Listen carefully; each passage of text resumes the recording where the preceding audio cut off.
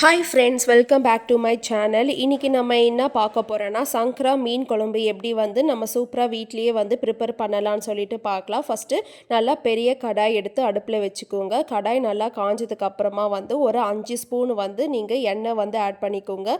நீங்கள் எந்த எண்ணெய் வேணாலும் ஆட் பண்ணிக்கலாம். நான் இன்றைக்கி வந்து வீட்டில் இருக்கிற நார்மல் கோல்டு ஆயில் தான் வந்து நான் யூஸ் பண்ணுறேன். ஸோ எண்ணெய் வந்து ஒரு 5 ஸ்பூன் வந்து ஆட் பண்ணிக்கோங்க. எண்ணெய் நல்லா காயணும். எண்ணெய் வந்து நல்லா காஞ்சதுக்கப்புறமா அரை ஸ்பூன் வந்து கடுகு வந்து ஆட் பண்ணிக்கோங்க.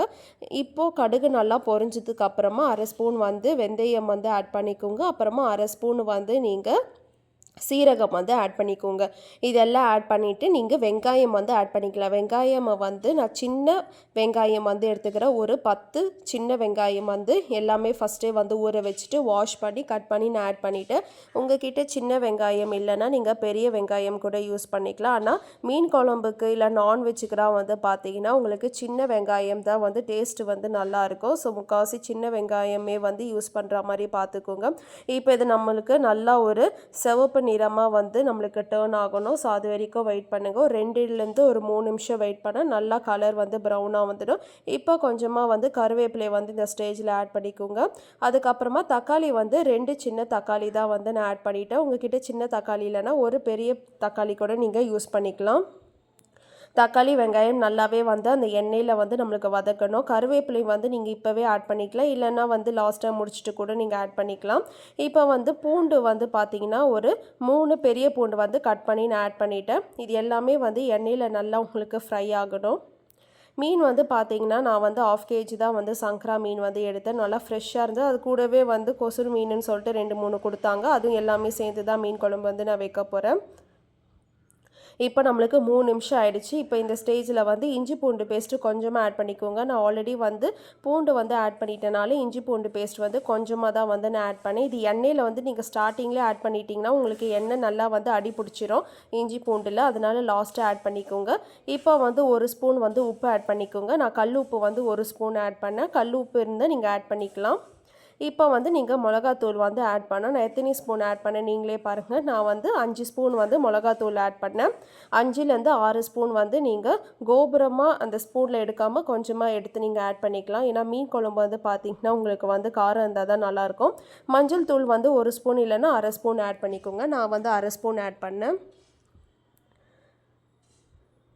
இப்போ வந்து நம்ம புளிப்பு தண்ணி வந்து ஆட் பண்ணிடலாம். ஒரு சொம்பு வரவளுக்கு நான் வந்து புளிப்பு தண்ணி வந்து ஆட் பண்ணிட்டேன். புளி வந்து பார்த்திங்கன்னா ஒரு பெரிய நெல்லிக்காய் சைஸ் வந்து எடுத்து நல்லா சுடு தண்ணியில் ஊற வச்சுட்டு அது ஒரு தண்ணி வந்து ஒரு சொம்பு வரா மாதிரி நீங்கள் ஆட் பண்ணிக்கோங்க.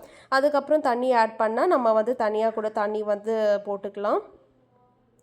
இப்போ நல்லா மிக்ஸ் பண்ணி நீங்கள் தண்ணி வந்து உங்களுக்கு இன்னும் பத்தலைன்னா நீங்கள் இன்னும் கொஞ்சம் ஆட் பண்ணிக்கலாம். இப்போவே வந்து நீங்கள் டேஸ்ட் வந்து பண்ணி பார்த்துக்கலாம். புளி கரெக்டாக இருக்குதா, காரம் கரெக்டாக இருக்குதா, உப்பு கரெக்டாக இருக்குதான்னு சொல்லிட்டு இந்த ஸ்டேஜ்லேயே நீங்கள் பார்க்கலாம். இல்லைனா வந்து நல்லா தண்ணி வந்து கொதிக்கிற ஸ்டேஜ் வரும்போது கூட நீங்கள் டேஸ்ட் பண்ணி பார்த்துக்கலாம்.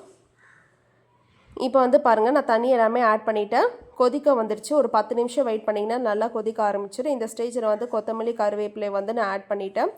இப்போ நம்மளுக்கு தண்ணி வந்து ஒரு 10 நிமிஷம் இருந்து 15 நிமிஷம் வச்சிங்கன்னா நல்லா கொதிக்க வந்துடும். இந்த ஸ்டேஜில் வந்து நம்ம மீன் வந்து ஆட் பண்ணிடணும். மீன் வந்து பாருங்கள், எல்லாமே வந்து நீங்கள் தனித்தனியாக ஸ்ப்ரெட் பண்ணுற மாதிரி மீன் ஆட் பண்ணணும். ஒன்று மேலே ஒன்று நீங்கள் ஆட் பண்ணக்கூடாது.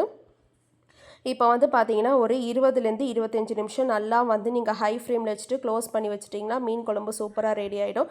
நம்ம சேனல் வந்து சப்ஸ்கிரைப் பண்ணாதவங்க மறக்காமல் சப்ஸ்கிரைப் பண்ணிக்கோங்க. நம்ம சேனல் வந்து குக்கிங் வீடியோஸ்லேருந்து நிறைய இன்ஃபர்மேஷன்ஸை கூட நான் வந்து அப்லோட் பண்ணியிருக்கிறேன். எல்லாமே இருக்குது நம்ம சேனலில். ஸோ வந்து நீங்கள் மறக்காமல் நம்ம சேனல் வந்து சப்ஸ்கிரைப் பண்ணிக்கோங்க. இதே மாதிரி நிறைய வீடியோஸ் வந்து நான் அப்லோட் பண்ணுறேன். இப்போ மீன் வந்து எல்லாமே நம்ம ஆட் பண்ணிட்டோம். இது வந்து ஒரு 20லேருந்து 25 நிமிஷம் வந்து நல்லா வந்து நீங்கள் வந்து க்ளோஸ் பண்ணி விட்டுருங்க. அப்போ தான் சூப்பராக ரெடி ஆகிடும். மீன் வந்து லைட்டாக நீங்கள் மிக்ஸ் பண்ணால் போதும், இல்லைனா வந்து அந்த முள் எல்லாமே வெளியில் வந்துடும். ஏன்னா சங்கரா மீன் குழம்பு வந்து பார்த்திங்கன்னா முள் வந்து கொஞ்சம் அதிகமாக இருக்கும் மற்ற மீனோட கம்பேர் பண்ணும்போது. ஆனால் டேஸ்ட் வைஸ் வந்து சங்கரா மீன் குழம்பு தான் சூப்பராக இருக்கும்.